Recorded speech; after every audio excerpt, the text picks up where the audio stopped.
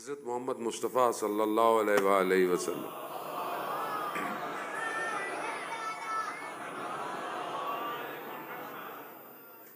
رسول خدا جب معراج پہ گئے، بہت ساری احادیث، بہرحال وہ حدیث معراج خود ایک طولانی ہے اور اس کے کچھ پارٹس ہیں.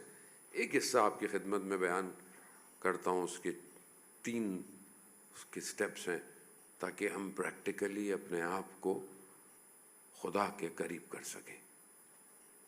پروردگار نے اپنے محبوب سے ارشاد فرمایا، اے احمد، میں جس کے عمل سے راضی ہو جاتا ہوں، یعنی اگر جو ہم عمل کرتے ہیں، ڈیڈز انجام دیتے ہیں، اگر وہ خدا کی پسندیدہ ہیں، خدا اس کو پسند کرتا ہے، خدا اس سے راضی ہے، تو خدا کہتا ہے کہ اے احمد، جس کے عمل سے میں راضی ہوتا ہوں، میں اسے 3 کوالٹیز دیتا ہوں. اب اصل ہم نے یہ دیکھنا ہے کہ یہ 3 کوالٹیز ہمارے اندر ہیں یا نہیں. اگر ہیں تو خدا ہم سے راضی ہے، اور اگر خدا نخواستہ نہیں ہے تو ہم اپنے اندر ان کوالٹیز کو ایجاد کریں تاکہ خدا ہم سے راضی ہو جائے. پہلی چیز، خدا ارشاد فرماتا ہے اپنے حبیب سے کہ میں اسے ایسا شکر عطا کرتا ہوں کہ جو نادانی اور جہل سے پاک ہو جاتا ہے. یعنی وہ اپنی زندگی میں کیا کرتا ہے؟ شکر کرتا ہے، تھینکس کرتا ہے. تو ہم اپنی زندگی میں دیکھیں، کیا ہم خدا کا شکر کرتے ہیں کہ نہیں کرتے؟ نماز کے بعد مستحب ہے شکر کا سجدہ کرنا، یا ویسے ہی، لیکن عموماً زندگی میں ہم کمپلین زیادہ ہے. جب ہماری دعا شروع ہوتی ہے تو ہم یہی نہیں کہتے خدا تیرا شکر، تو نے آج دن دیا، تو نے آج رزق دیا، تو نے آج نماز کی توفیق دی، تو نے اچھا گھر دیا، تو نے اچھے دوست دیے. ہم نہیں کرتے. ہم بلکہ یہ کہتے ہیں پروردگار یہ نہیں ہے، یہ دے دے، یہ دے دے، یہ دے دے، یہ دے دے. وہ جو ہے اس کا تو شکر کرو. خدا قرآن میں کہہ رہا ہے تم شکر کرو میں اضافہ کروں گا. لیکن کیوں شکر بہت امپورٹنٹ ہے. یہ جب خدا پہلی کوالٹی اپنی رضا کے لیے شکر دے رہا ہو، اگر آپ اولیاء خدا کو دیکھیں، سجدوں میں راتیں گزر جاتی ہیں. سب سے پہلے تو خود خدا کا محبوب خدا کی بارگاہ میں ریت پر اپنے رخساروں کو رکھ کر، خود اللہ کا محبوب ہے، حبیب ہے، جس کے لیے کائنات خلق ہوئی ہے، وہ خدا کی بارگاہ میں شکر کر رہا ہے. ازواج رسول خدا نے کہا کہ یا رسول اللہ، آپ کو شکر کی کیا ضرورت ہے؟ آپ کو استغفار کی کیا ضرورت ہے؟ کہا مگر میں خدا کا شکر گزار بندہ نہ رہوں. شکر بہت امپورٹنٹ ہے. تو ہم اپنی لائف میں دیکھیں ظالموں، ہم کتنی دیر شکر کا سجدہ کرتے ہیں؟ سر رکھ کر شکرن شکرن شکرن کتنی دفعہ کہتے ہیں؟ مستحب ہے نا شکر کا 100 ٹائم آپ شکر کریں اس کو، مگر آپ کی توجہ بھی تو ہو خدا کی طرف. ہم تو دعا مانگتے ہیں، ہماری توجہ خدا کی طرف ہوتی نہیں ہے، ذہن کہیں اور ہے. اتنی زیادہ ونڈوز کھلی ہوئی ہیں درمیان میں موبائل کی طرح کہ ہمیں پتہ ہی نہیں ہے خدا سے مانگ رہا ہوں، دھیان کہیں اور ہے. تو ظاہر ہے جہاں دھیان ہوگا دنیا بھی پھر ویسی ہوگی. مگر اس کی بارگاہ میں جاتے وقت خدا کیا کر رہا ہے؟ میں اس کو ایسا شکر دیتا ہوں جو جہل اور نادانی سے پاک ہوتا ہے، یعنی وہ پیور میرا شکر کرتا ہے. رات کی تاریکی میں کبھی اس کی بارگاہ میں سجدہ کرے. عزیزان محترم، عالم دین بیان کرتے ہیں ایک عمل، بہرحال لوگ بہرحال پریشان ہوتے ہیں بعض اوقات، کچھ تو موسا عمل بتائیں. یہ بہرحال مفاتیح الجنا is authentic book for any عمل. آپ کو جو بھی عمل کرنا ہے مفاتیح کھولیں. اس نماز استخاذہ سے لے کر نماز ائمہ، نماز جعفر تیار، دعائے توسل، سب بھرا ہوا ہے. آپ کو کہیں جانے کی ضرورت نہیں ہے. آپ کو جو پریشانی ہے، آپ کو ہر پریشانی کا حل مفاتیح کے اندر ملے گا. حتیٰ بیماریوں میں کون سی دعا پڑھنی چاہیے سب اس کے اندر. بہرحال ایک عالم دین بیان کر رہے تھے، ایک بابل میں ایک شخص تھا جو 90 ایئرز کی ایج میں ڈیتھ ہوئی. اس سے انہوں نے اس بات کو کوٹ کیا، جب وہ تھا تو اس ٹائم وہ شاید 79 کا تھا. اس نے کہا کہ میں ایک عمل دیتا ہوں اور اس کو انجام دو، اور اگر تمہارا کام نہ ہو تم مجھے لعنت کرنا. اور وہ بوڑھا شخص کہتا ہے کہ میں اس ایج میں کیوں مفت کی لعنت کو خریدوں اپنے لیے، کیونکہ یہ کام میں نے انجام دیا ہے. تو اس نے کیا کہا؟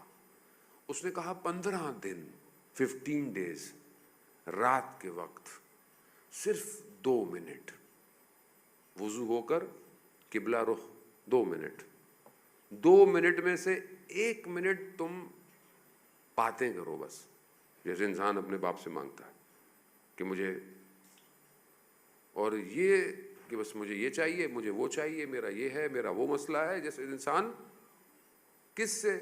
امام زمانہ سے.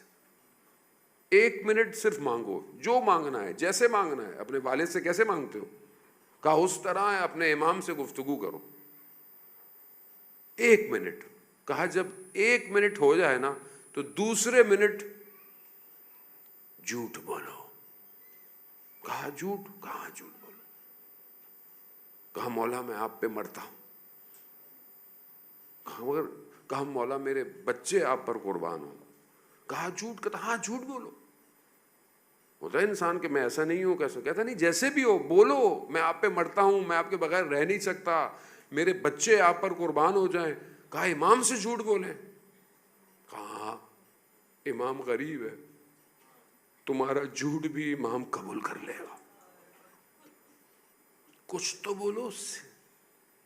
کہا 15 دن 2 منٹ کا سوال ہو جائے گا بزان مول. خوب یہ رابطہ امپورٹنٹ ہے، یہ گفتگو امپورٹنٹ ہے.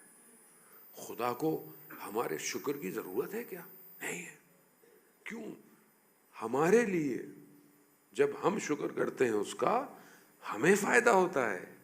خدا کی خدائی پہ کچھ فرق نہیں پڑنے والا اگر اس کو کوئی بھی قبول نہ کرے، کوئی نہیں پڑنے والا. دوسری چیز، پروردگار اپنے حبیب سے ارشاد فرماتا ہے اے احمد میں جس کے عمل سے راضی ہوتا ہوں. دوسری چیز کیا دیتا ہے؟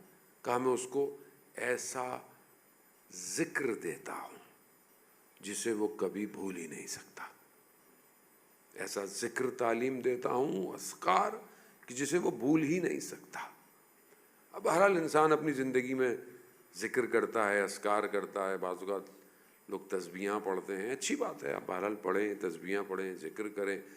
انسان ذکر 3 طرح کا ہے. ایک ذکر زبان سے ہوتا ہے، ایک ذکر انسان کے قلب سے ہوتا ہے، ایک ذکر انسان کے باڈی کے پارٹس کرتے ہیں. زبان سے انسان استغفار کرے، لا الہ الا اللہ کرے، اٹس ویری امپورٹنٹ، کرنا چاہیے. دوسرا ہے کہ جب انسان کا قلب اس ذکر کے ساتھ فریکوینسی اس کی میچ ہو جائے تو پھر اس کی باڈی خود ذکر کرتی ہے. یعنی انسان جب حالت ذکر میں ہو، اور حالت ذکر کا مطلب یہ نہیں کہ آپ ہاتھ میں تسبیح لی ہوئی ہے، تو آج کل تو ڈیجیٹل بھی آ گئی ہیں نا، ضروری نہیں ہے. کاؤنٹنگ فیکٹر ہے. ہمارے ایک بزرگ کہتے تھے ذکر ایسا کرو چاہے وہ 1 دفعہ ہو، تمہارے وجود میں پینیٹریٹ ہو جائے. یعنی جب انسان ذکر کی حالت میں ہے تو اس کی آنکھیں گناہ نہیں کرتی. جب انسان ذکر کی حالت میں ہے تو اس کے ہاتھ کسی کو نقصان نہیں دیتے. جب انسان ذکر کی حالت میں ہے تو اس کی تھاٹس نیگیٹو نہیں ہوتی. ذکر ہے. قرآن کی جو آیت ہے الا بذکر اللہ تطمئن القلوب، آگاہ ہو جاؤ کہ اللہ کا ذکر دلوں کو اطمینان دیتا ہے. جب یہ آیت، اور اس آیت کے لیے بیان کرتے ہیں کہ ایک شخص چھٹے امام جعفر صادق علیہ السلام، اللہم صلی علی محمد، امام کی خدمت میں آیا اور امام سے پوچھا مولا یہ جو قرآن میں آیت ہے ذکر کی بات کر رہی، یہ کون سا ذکر ہے؟ تو امام نے ارشاد فرمایا نحنو ذکر اللہ، ہم اللہ کا ذکر ہیں، ہماری گفتگو کرو، ہمارا ذکر خدا کا ذکر ہے. عزیزان محترم، کربلا میں معصومین سے پوچھا گیا، جو اصحاب تھے، کمپینینز تھے، ان کے بازو کٹ رہے تھے، ان کے بدن کے ٹکڑے ہو رہے تھے، تو کیا ان کو تکلیف ہو رہی تھی؟ کہا نہیں. کیوں؟ کیونکہ ان کے سامنے ان کا ذکر موجود تھا. جب امام کے سامنے ہوں تو حالت ذکر ہے، اور جب حالت ذکر میں آدمی ہوتا ہے تو پھر اللہ کی نشانیاں نظر آتی ہیں. جب بی بی زینب سے پوچھا اس لعین نے کہ آپ نے کربلا میں کیا دیکھا، تو کیا ارشاد فرمایا حضرت زینب نے؟ ما رأیت الا جمیلا. یہ کسی اور کو نظر کیوں نہیں آیا؟ کیونکہ بی بی زینب حالت ذکر میں تھی، اور جب ذکر ہو تو قرآن کی آیات اترتی ہوئی نظر آ رہی تھی. اے اطمینان پانے والے نفس. خوب یہ حالت ہے. ہم اپنے آپ کو حالت ذکر میں لے کر آئیں. انسان دنیا سے چلا جائے، مر جائے، اور انسان کائنات کی نشانیوں کو نہ دیکھے. انسان دنیا کو نہ یہی دیکھتا ہے، در و دیوار دیکھ رہا ہے، ساری چیزیں. کیوں ہیں؟ کیونکہ اندر سٹک ہے، اتنا زیادہ اندر پرابلم میں ہے کہ ہم ذرا سی چیز کو بھی ریویل نہیں کر پا رہے. کائنات کے کوئی جلوے ہم دیکھ ہی نہیں پا رہے. ہمیں گناہ لذت لگتا ہے. گناہ ہمیں برا کیوں نہیں لگتا؟ کیونکہ ہم حالت ذکر میں نہیں ہیں. ہم نے اتنا اپنے آپ کو اوور ڈوز کر دیا ہے انوانٹیڈ انفارمیشن سے صبح شام، کہ جو ہمیں نماز کے اندر بھی حالت ذکر میں آنے نہیں دیتی.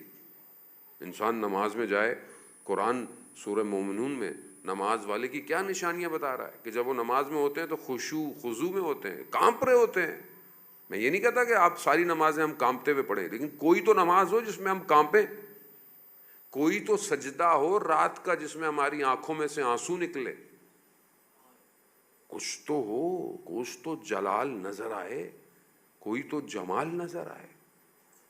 یہ خاتون جب محراب میں نماز پڑھتی ہیں تو ہر عبادت میں الگ نور ہے جو آسمانوں کی طرف جا رہا. حالت ذکر ہے. تیسری اور آخری چیز، اور آپ سے التماس ہے دعا. پروردگار اپنے حبیب کو ارشاد فرماتا ہے، اے احمد، میں جس کے عمل سے راضی ہو جاتا ہوں میں اسے اپنی محبت کا مزہ چکھاتا ہوں،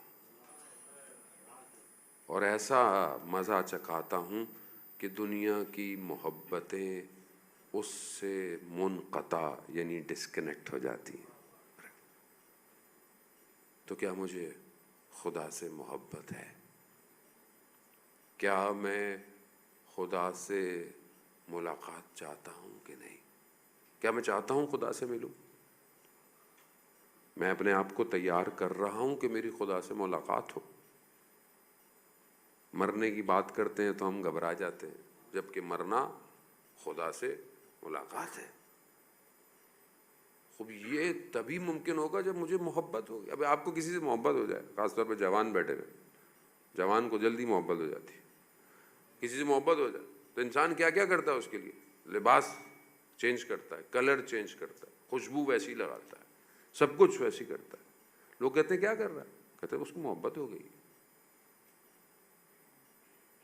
لیلا اور مجنو کی جو محبت ہے، وہ سمجھانے کے لیے عرفا نے کتابوں میں ایگزامپلس کے لیے اس کو پیش کیا ہے.